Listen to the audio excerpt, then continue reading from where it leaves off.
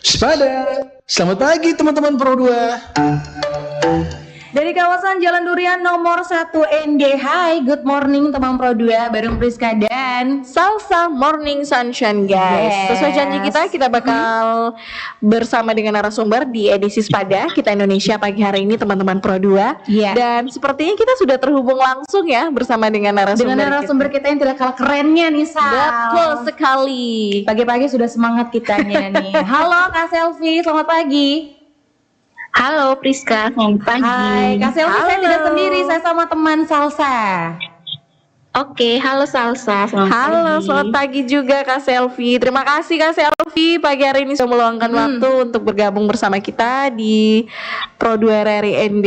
Ya. Bagaimana nih kabarnya nih Kak Gimana Selvi? Kak Selvi, stay di mana? Iya, terima kasih juga karena sudah mengundang ya. Kabarnya baik, luar biasa.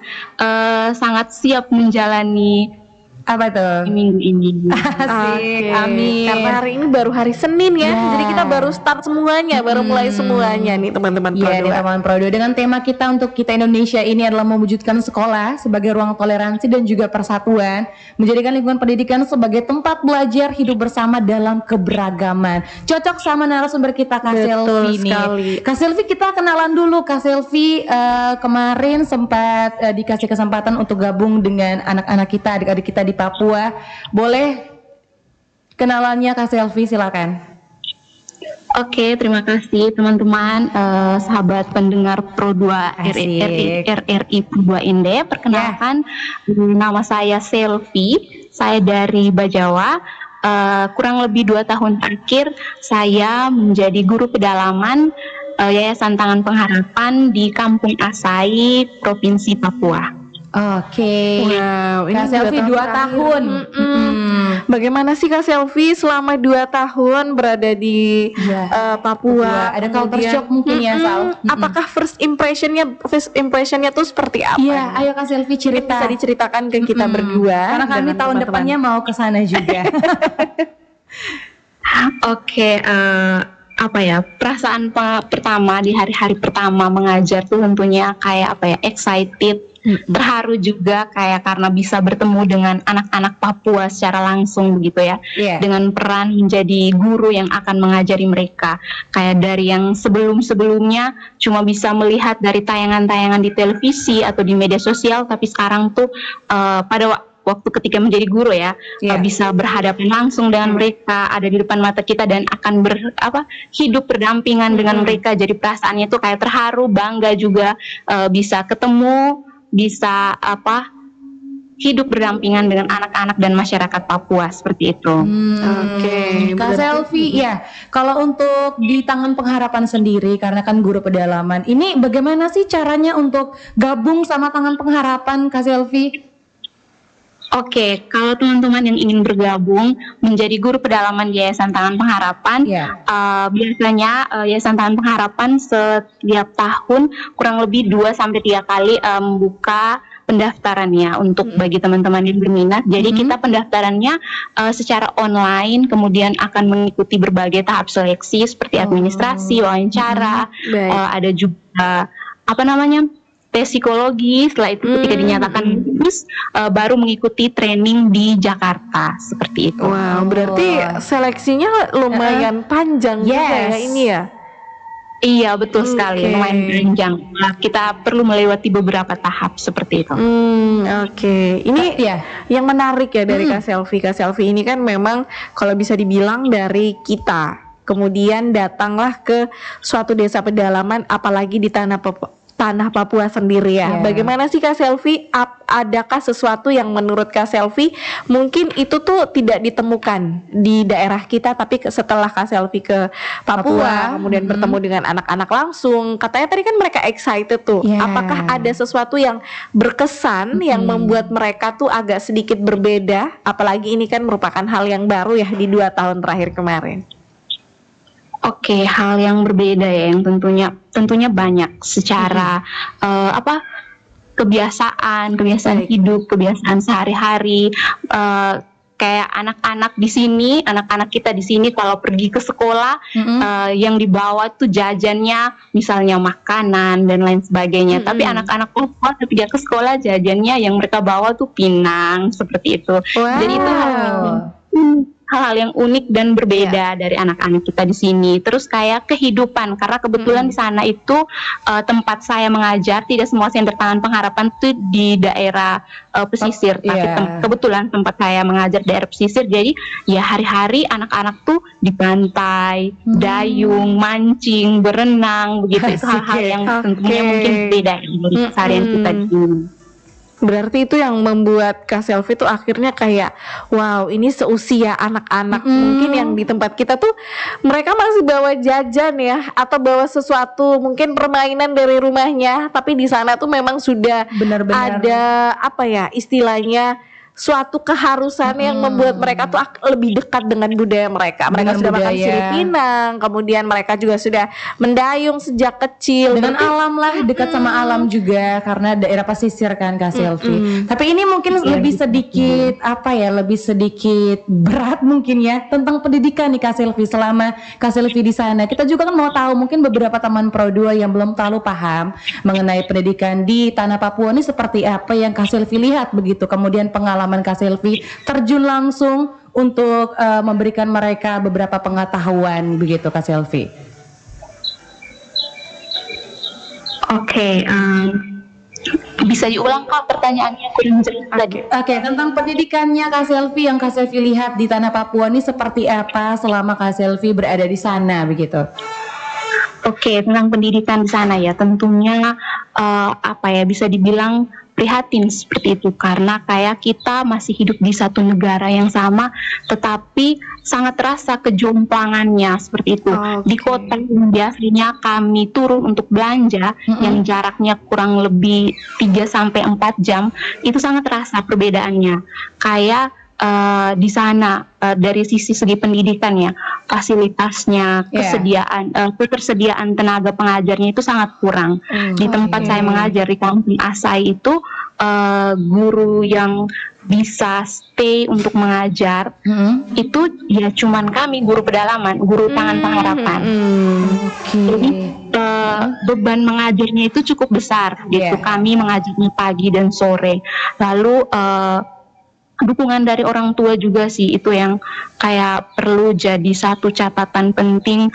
Kayak anak-anak tuh sangat membutuhkan dukungan dari keluarga, karena kita tahu sendiri kayak sekolah tuh betul bahwa menjadi tempat mengajar, tapi keluarga juga seharusnya idealnya tuh menjadi rumah, menjadi tempat belajar pertama bagi anak-anak. Jadi dukungan dari orang tua juga kurang seperti itu. Lalu fasilitas pendidikannya juga kayak di sekolah belum tersedia kamar mandi, lantainya, atapnya bocor, ya seadanya lah seperti yang mungkin teman-teman lihat dari tayangan-tayangan di televisi, kayak sangat memprihatinkan dan terasa sekali perbedaannya ketika di kota, jangankan di kota lah, misalnya di tempat di NTT yang daerah pedesaan seperti itu berbeda sekali. Kayak di tempat kita masih jauh lebih baik ketimbang di sana seperti itu.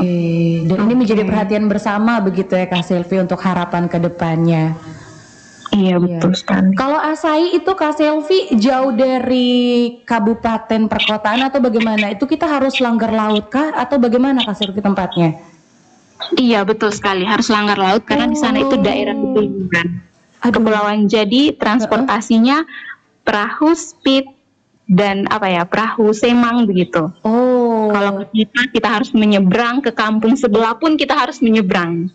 Oke, berarti ini juga laut, transportasi laut. Kak Selvi mabuk laut tidak ya?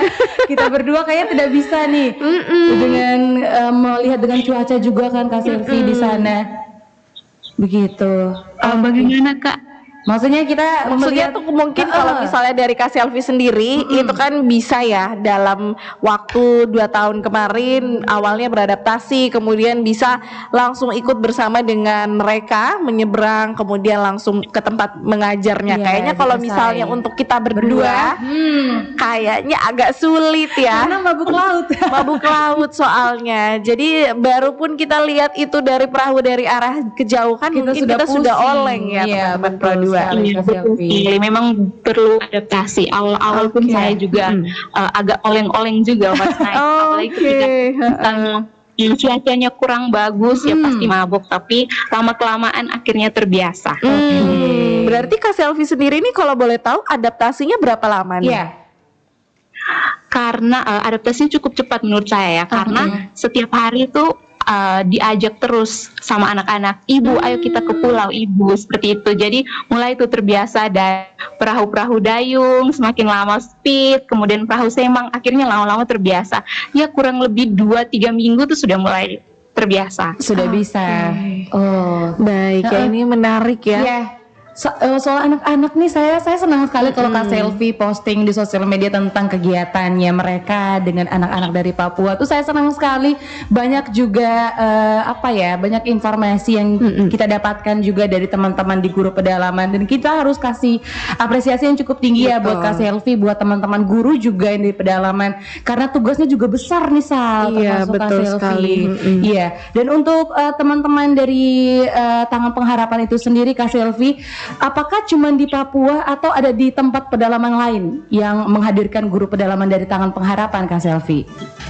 Oke, kalau center-center jadi di Tangan Pengharapan tempat guru-guru pedalaman ada, atau kampung-kampung yang ada guru pedalamannya kami sebutnya center. Jadi center Tangan Pengharapan itu ada di seluruh wilayah Indonesia. Bahkan di NTT juga ada, khususnya di Pulau Sumba dan Pulau Timor. Ada di daerah TTS, TTU, di Sumba, di Kupang juga ada sekolah berasrama, di Atambua juga ada sekolah berasrama. Dari Nias sampai Merauke ada center-center Tangan Pengharapan. Dari ujung ke ujung Seluruh Indonesia ya sudah merata ini semua. Bisa, iya betul Kak Selvi. Tapi kalau di Asai ini Kak Selvi tinggalnya di asrama kah atau di sekitaran rumah warga atau di mana nih Kak Selvi? Oke, kalau di Kampung Asai itu kami disediakan seperti mes untuk guru seperti itu. Jadi ada rumah yang disediakan khusus untuk guru-guru Tangan Pengharapan. Kalau di kota yang biasa kami belanja ke kotanya, itu ada juga sekolah berasrama Tangan Pengharapan. Jadi sekolah berasrama itu di anak-anak yang kami bawa dari kampung yang kami seleksi yang secara karakter, secara akademiknya bisa, mampu. Jadi kami bawa untuk disekolahkan di sekolah berasrama itu tadi di kota, seperti itu. Jadi kalau di kita kami tinggalnya di asrama, kalau di kampung ada rumah untuk guru. Itu. Rumah untuk guru atau mes begitu Kak Selvi. Kak Selvi ingat tidak kapan pertama kali mengajar dan bagaimana kondisi ataupun pengalamannya saat pertama kali nih Kak Selvi masuk ke kelas dan ketemu anak-anak? Oke, pertama kali saya masuk ke kelas hari pertama ya, benar hari pertama. Day one. Awal sih perkenalan. Setelah perkenalan mulai dengan kelas yang ringan-ringan dulu kan. Kalau saya tidak salah ingat waktu itu mau belajar lagu Pagiku Cerahku. Jadi karena lagu ini kan cukup panjang, jadi bagi papan untuk ditulis menjadi 2, saya tulis di papan ini lirik-lirik lagunya kan. Setelah saya tulis, sebelum kami belajar, saya sudah pesan, ibu guru tulis di papan, anak-anak sambil tulis di belakang Setelah itu, setelah saya selesai tulis, anak-anak masih menonton. Kenapa belum tulis? Jadi saya mau tanya, anak-anak kenapa belum tulis? Ibu, kami tulis dari darat atau dari laut, ibu? Pertanyaannya. Ibu gurunya juga bingung. Ini maksudnya bagaimana darat dan laut? Jadi ternyata darat dan laut itu mereka pakai sebagai penunjuk arah kiri dan kanan. Jadi I see. Kami juga darat laut itu kiri seperti itu. Oke. Kalau kiri darat Kak Selvi. Bagaimana? Kalau kiri darat. Bukan, kiri itu arah. Maksudnya tergantung dari lautnya mereka di sana. Misalnya laut itu ada di barat, di sebelah kanan berarti itulah kanan. Kalau lautnya di sebelah kiri itulah kiri. Sebenarnya penunjukan arah darat dan laut ini juga jadinya jadi tantangan juga untuk kami guru. Karena ketika kita misalnya papannya kita pindah, mereka jadi bingung kiri dan kanan karena kebiasaan laut. Gitu ya. Tapi mereka juga sangat excited ya berarti ya, sampai arahnya tuh mereka harus pikir nih arahnya dari mana ya, mulai tulisnya ini ya. Dari mana nih Ibu Selvi? Sangat excited. Ini berbicara soal tema kita hari ini yaitu mewujudkan sekolah sebagai ruang toleransi dan persatuan ya. Kayaknya kita juga masih berbincang lagi bersama dengan narasumber kita, teman-teman Pro 2 di pagi hari ini. Tapi kita mau jeda satu lagu dulu nih nanti sebelum kita kembali lagi dan kita berbincang lagi bagaimana sih terkait dengan tujuan Kak Selvi di sana, tantangan yang dihadapi dan juga usaha untuk mewujudkan yang namanya toleransi dan persatuan di tanah Papua, teman-teman Pro 2. Kita break dulu teman Pro 2 Kak Selvi, kita break kemudian kita hadir kembali setelah satu lagu ini.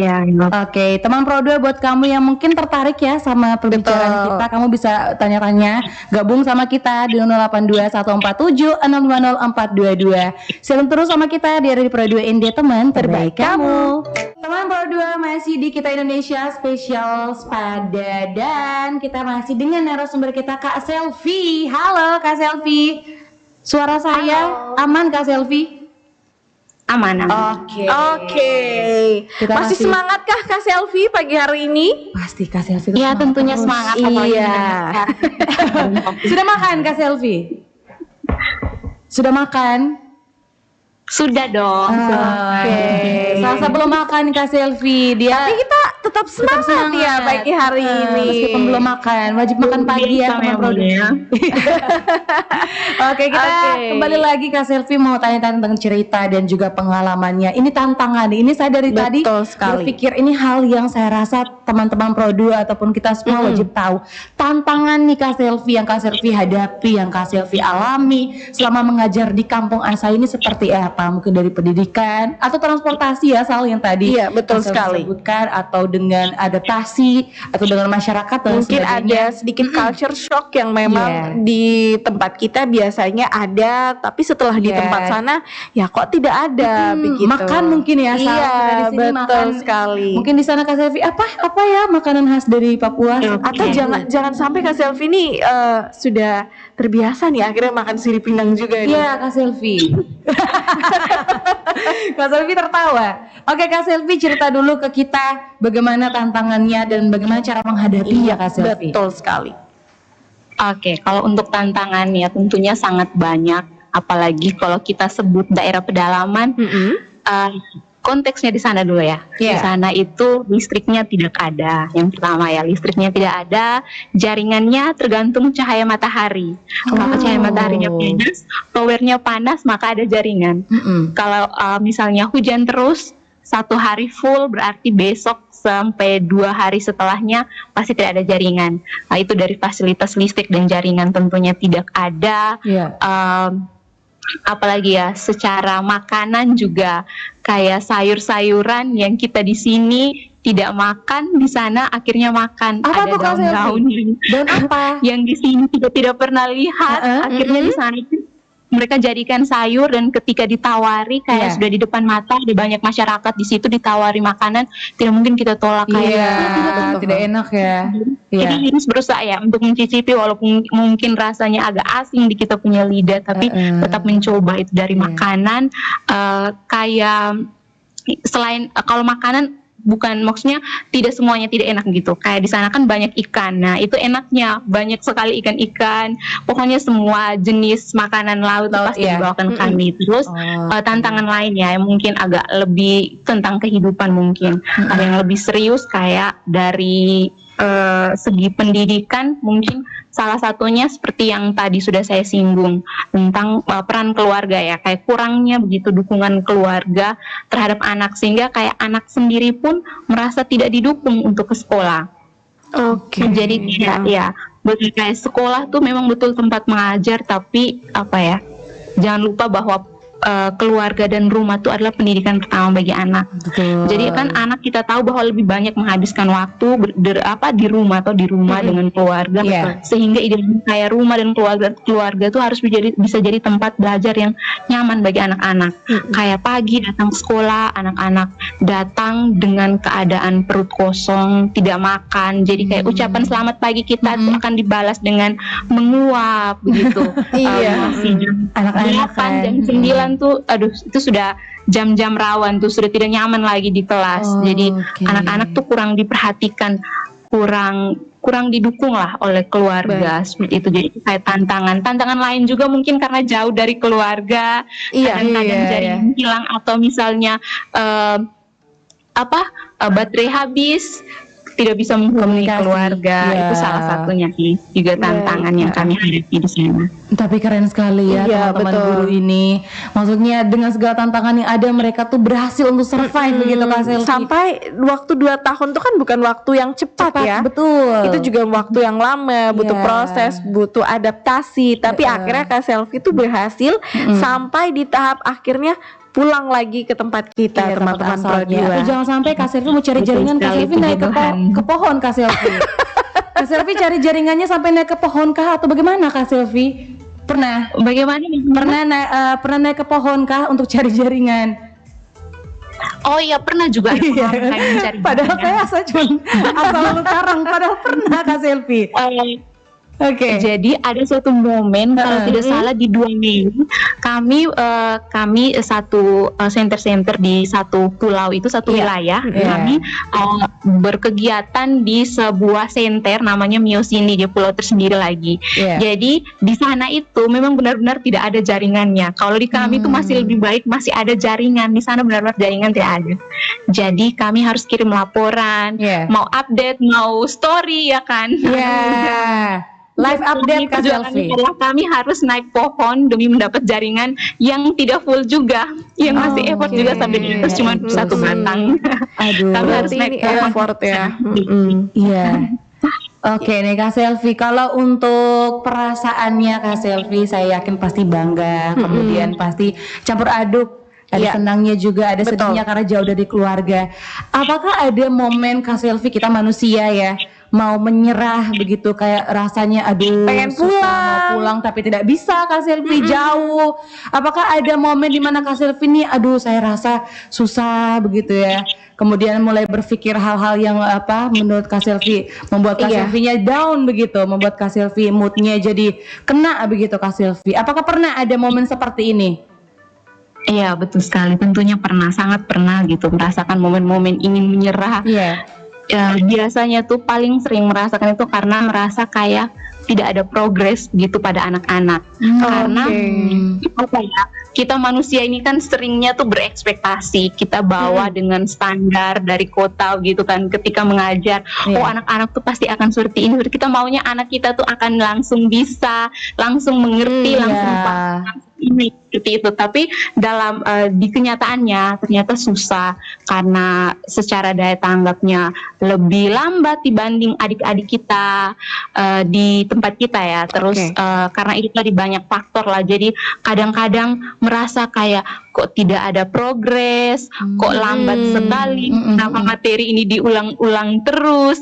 Biasanya yang paling bikin menyerah tuh itu. Tapi kalau misalnya karena jauh dari orang tua, ya masih bisa lah sesekali tetap bisa video call, masih bisa saling kasih kabar dan sebagainya. Tapi yang paling perasaan yang kayak ingin menyerah itulah karena progresnya tuh lambat. Bukan tidak ada progres, tapi progresnya tuh kadang-kadang tuh cenderung melambat. Jadi puji Tuhan, untungnya dari yayasan tuh tidak pernah memaksa kita untuk mencapai target yang seperti apa, harus besar. Kayak materi ini diulang-ulang selama 1 minggu dengan metode yang berbeda-beda pun tidak apa-apa, yang penting anak-anak tidak bosan. Itu yang paling kadang-kadang perasaan ingin menyerah, progres yang cenderung lambat itu ke anak-anak. Itu sih. Kak Selvi mengajarnya di kelas 1, 2 atau berapa Kak? Fun fact teman-teman, yang kami mengajar tuh adalah dari kelas 1 sampai kelas 6. Wow, itu berarti jadwalnya lumayan padat ya. Karena ini Iya, kan betul bukan sekali. cuma satu kelas, ternyata Tapi satu sekolah. satu sekolah yang Kasih diajar. keren. Apakah itu memang Senin sampai Jumat atau Senin sampai Sabtu, ataukah ada perbedaan sedikit ya jadinya- jadwal mereka Iya. sama jadwal kita begitu? Jadwalnya kurang lebih sama ya, Senin. Tapi sekarang anak-anak di sini kurang tahu Senin sampai Jumat ya teman-teman. Kalau di sana Senin sampai Sabtu, tapi Sabtunya kegiatan ekskul gitu, kurikuler kita Ya, I see. olahraga, misal terus kerja bakti juga. Jadi pembagiannya tuh ya kita bagi-bagi jam begitu. Dari jam sekian sampai jam sekian dengan anak kelas kecil. Anak kelas kecil tuh kelas 1, 2, 3 seperti itu ya. Terus jam siang dengan anak kelas 4, 5, 6 misalnya. Terus sore juga, sore kami mengajarnya pagi sore, paginya di sekolah, sorenya ada bimbel lagi. Misalnya kita ambil anak-anak yang dirasa perlu sentuhan tambahan, perlu dikasih bimbingan lebih lagi. Itulah yang kita bimbing di sore hari. Jadi kita bagi-bagi jadwal. Jadi kami tuh ada istilahnya, kami tidak percaya kelasnya guru-guru Papua seperti itu. Jadi kami kami pisahkan anak yang bisa dan anak yang belum bisa, karena biasanya di sana asal naik-naik saja. Kelasnya boleh kelas 4, tapi pengetahuannya bisa jadi di kelas 1. Pengetahuannya secara kemampuan anak kelas 1. Jadi kami pisahkan yang bisa dan yang belum bisa seperti itu. Berarti diseleksi lagi ya, biar nanti kan juga ke depannya itu baik buat mereka. Karena takutnya ketika mereka ada di tahap yang sudah di atas, ternyata mereka masih perlu dibimbing lagi belum untuk bisa terlalu banyak mencapai pemahamannya. itu. Kak Selvi ada yang bergabung sama Itu juga kita. kejadian ya, pengalaman kami. Boleh. Anak-anak ini sebelum kami datang sudah dapat ijazah SD, kemudian mau melanjutkan ke SMP, ternyata belum bisa baca, belum bisa tulis. Berarti ini yang sangat disayangkan. Betul. Iya, sangat disayangkan, sehingga kami menerapkan metode seperti yang tadi saya sampaikan. Baik. Oke, nih Kak Selvi ada yang gabung sama kita mau tanya.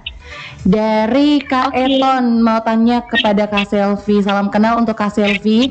Menarik sekali karena Kak Selvi terpanggil untuk menolong anak-anak SD di pedalaman Papua. Ada 2 pertanyaan dari saya. Apa yang membuat Kak Selvi tergerak untuk menolong anak-anak di pedalaman Papua? Dan hal positif apa yang Kak Selvi dapat yang bisa dibagikan untuk kami semua? Terima kasih sebelumnya dari Eton Maokeli Sal. Wow, Eton ini juga Maokeli. bestie, the new bestie of Pro 2 ya. Tadi kirim salam sama request. Sekarang kasih pertanyaan Kasih untuk Kak pertanyaan Selvi. untuk Kak Selvi ini. Mungkin bisa langsung dijawab Kak Iya, Selvi Kak untuk Selvi. salah satu bestie Pro 2 di pagi hari ini ada Kak Eton yang sudah bergabung. Apa yang membuat Kak Selvi tergerak untuk Terima menolong kasih Kak Eto anak-anak? untuk pertanyaannya. Jadi kenapa mau ya jadi guru pedalaman di Papua? itu. Sebenarnya ceritanya panjang, dipersingkat saja. Jadi karena dulu saya itu adalah penerima beasiswa ya, sebuah beasiswa swasta. Kalau mungkin ada teman-teman pendengar yang tahu namanya KSE. Jadi di sana mendapatkan bantuan ya secara materi dan berbagai pelatihan. Setelah itu ketika yudisium di tahun 2022 ada satu momen yang membuat saya tuh berefleksi seperti itu, kayak oke, saya sudah mendapatkan nih bantuan ketika saya bersekolah, ketika saya kuliah, mendapat pendidikan. Kayaknya saya merasa saya juga perlu untuk bisa memberikan apa yang bisa saya berikan begitu, walaupun bentukannya tidak sama persis secara materi kepada orang lain, tapi mungkin dari waktu saya, dari tenaga, dan dari sedikit ilmu yang saya punya mau saya bagikan. Jadi kebetulan memang mungkin kayak jalannya mungkin teman-teman jalannya itu pembukaan pendaftaran guru Tangan Pengharapan, Yayasan Tangan Pengharapan Open Recruitment untuk guru pedalaman. Akhirnya coba untuk daftar, mengikuti seleksi, training, dan akhirnya bisa terjun ke pedalaman, membantu pendidikan di Papua seperti itu. Baik, berarti ini juga niat mulia ya Kak Selvi, yang mana Kak Selvi tuh sudah mendapatkan hak itu, dan Kak Selvi juga mau membagikan apa yang Kak Selvi dapat tuh ke orang-orang sekitar. Kak Selvi ini bisa dikatakan orang terpilih. Iya, tidak betul semua sekali. orang bisa berada di posisinya Kak Selvi juga, dan Kak Selvi akhirnya bisa survive selama 2 tahun itu. Betul sekali. Mungkin ke pertanyaan Kak Eton selanjutnya. Iya, pertanyaannya hal positif apa nih Kak Selvi yang bisa dibagikan kepada kita semua dari Kak Selvi selama berada di Papua? Oke, hal positifnya tentunya banyak sekali. Mm-mm. Yang pertama, kita bisa mengenal secara langsung kehidupan di Papua seperti apa, belajar budaya baru, anak-anak muda Gen Z yang suka healing bisa ke Papua. Banyak kesempatan karena di sana fokus kita adalah mengajar. Jadi akan banyak kesempatan untuk kita bisa merenung, berefleksi kira-kira apa yang salah, kira-kira apa yang mau diperbaiki dan akan dilanjutkan sambil tetap bisa berguna untuk dunia pendidikan, teman-teman. Jadi sekalian promosi bagi yang berminat, bagi yang punya niat dan mau berdedikasi untuk pendidikan Indonesia, boleh salah satunya ada Yayasan Tangan Pengharapan yang program bergabung di program guru pedalaman. Oke. Ini menarik ya. Kayaknya setelah ini kita dua ya. Kami berdua Kak Selfie. Kami mau Kami pergi. soon kita mau coba sesuatu yang baru karena kita juga Gen Z. Kita Gen Z yang mungkin hari ini kita punya niat, besok kita urungkan, besok kita punya niat lagi ya. Ini lagi intinya rencana dulu Iya, ya, Sal, betul ya. sekali. Eksekusinya nanti. Iya. Oke, Kak Selfie kita break lagi satu kali untuk harapan dan juga pesan generasi muda. Kita break satu nomor lagu dulu ya Kak Selfie. Oke. Sesaat Oke, lagi kita siap. kembali lagi. Stay terus teman Pro 2 sama-sama dengan kita di Kita Indonesia Spesial Sepada. Hai teman Pro 2, kita masih di Sepada. Hai teman Pro 2 dan kita masih mau bahas hal yang penting juga Betul kita sekali. dengan Kak Selfie. Lanjut kita gaspol ke sesi terakhir sebelum harapan dan pesan. Betul. Salsa mau kasih Kak Selfie pertanyaan yang dia dari tadi sudah pikirkan Kak Selfie. Nih Kak Selfie, kalau misalnya kita di NTT itu kan kuat ya dengan yang namanya toleransi. Nah. Dan sesuai dengan tema kita pagi hari ini yaitu peran sekolah untuk mewujudkan persatuan dan toleransi. Keberagaman, ya. Seperti apa Kak Selfie mungkin toleransi yang ada di Papua, apakah sedikit berbeda dengan kita di NTT ataukah ada kesamaan atau bahkan tuh lebih apa ya, feel-nya lebih dapat toleransinya di sana. Mungkin Kak Selfie bisa sharing ke kita di pagi hari ini. Oke, tentang toleransi ya, sejauh pengalaman saya mungkin kurang lebih sama seperti kita di NTT. Mungkin pengalaman setiap orang bisa berbeda-beda ya teman-teman. Ini dari pengalaman saya karena anak-anak di sana juga sangat menghargai kami begitu. Karena di sana semuanya misalnya secara kepercayaan ya, dari sudut segi kepercayaan semuanya agamanya Kristen, yang Katolik cuman saya dengan teman saya satu, ada juga yang Muslim kepala sekolahnya, tapi ketika misalnya berdoa dan lain sebagainya mereka tetap ada toleransinya, libur pun tetap misalnya hari libur tetap ada liburnya. Lalu misalnya dari perbedaan budaya ya, anak-anak di sana itu sangat excited untuk belajar tarian-tarian dari luar gitu. Biasanya belajar, kebetulan teman saya sebelumnya Batak, kami mengajar tarian Batak, mengajar Jaiba Jawa. Mereka sangat excited.